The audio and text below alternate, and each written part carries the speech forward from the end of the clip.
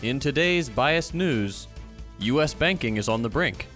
Another deadly shooting shakes the Balkans. And COVID-19 is officially done.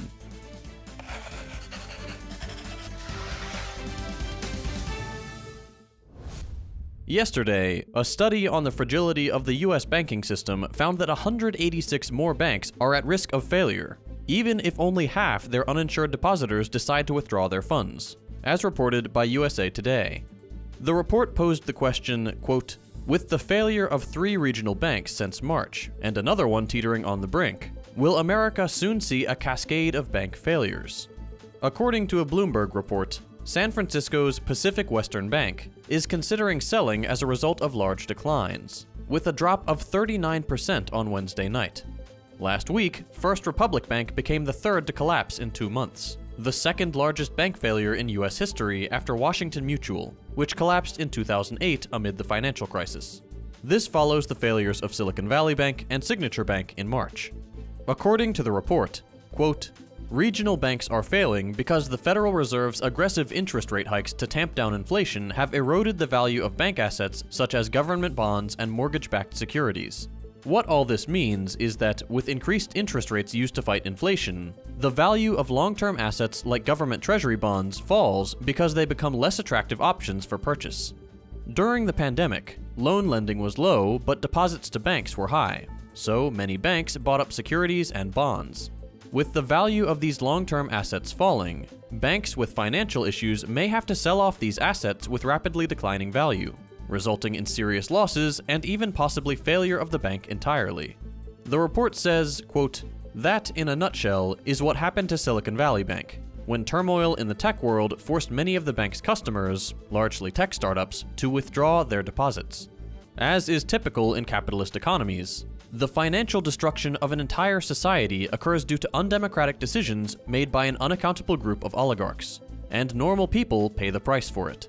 As we've seen in every past recession, those with capital will swoop in and buy up smaller businesses, failing banks, and millions of homes as people become unable to make payments and are evicted, leaving institutional investors and capitalists better off than before, while the rest of us suffer." In southeastern Europe, Serbia's mourning over its once-in-a-lifetime school shooting on Wednesday was interrupted by another consecutive killing spree that took the lives of 8 people in a small rural town. The country's president has vowed to enact even harsher gun control by tightening the already strict policies put in place. The perpetrator used an illegal automatic rifle, likely left over from the Yugoslav wars. There are unconfirmed rumors of the gunman wearing Nazi symbols. If accurate, this is yet another troubling sign of the rising popularity of fascism around the world.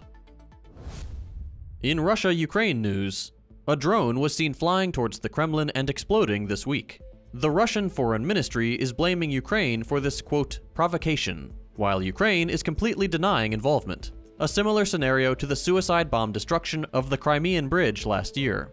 On the front, Wagner private military boss Prigozhin said his forces haven't received enough artillery ammunition from the Russian military since Monday, and has threatened to pull all his troops out of the protracted battle for Bakhmut next week, accusing Russia's military command of starving his forces of ammunition and causing them heavy losses. In Australia on Friday, the Prime Minister expressed frustration over the continued incarceration of WikiLeaks founder Julian Assange, saying, quote, "Enough is enough. This needs to be brought to a conclusion. It needs to be worked through," while pointing out his concern for the Australian citizen's mental health. This is a continuation of his advocacy for Assange's release. The WikiLeaks founder currently faces about 175 years in a maximum security prison if extradited to the US. In England, King Charles will hold a reception on Friday for world leaders gathered in London for his coronation this weekend, the biggest ceremonial event to be staged in Britain for 70 years. According to recent polling, in the year 2023, 62% of Brits still want to be subjects of a monarch. In positive news for the day, the World Health Organization says COVID-19 is no longer a global health emergency. The organization declared the coronavirus outbreak to be a public health emergency of international concern in January of 2020, about 6 weeks before characterizing it as a pandemic. Since then, there have been more than 765 million COVID-19 cases, according to WHO data, and nearly 7 million people have died. Europe has had the most confirmed cases overall, but the Americas have reported the most deaths. About 1 in 6 deaths have been in the US, where the pandemic response was particularly poor, favoring profits over human lives. While it's always best to be cautious, at least according to the WHO, hugs are now officially back on the menu. That's all for today. We'll be back on Monday with more news. If you missed them, be sure to check out our previous episodes by following the links on your screen.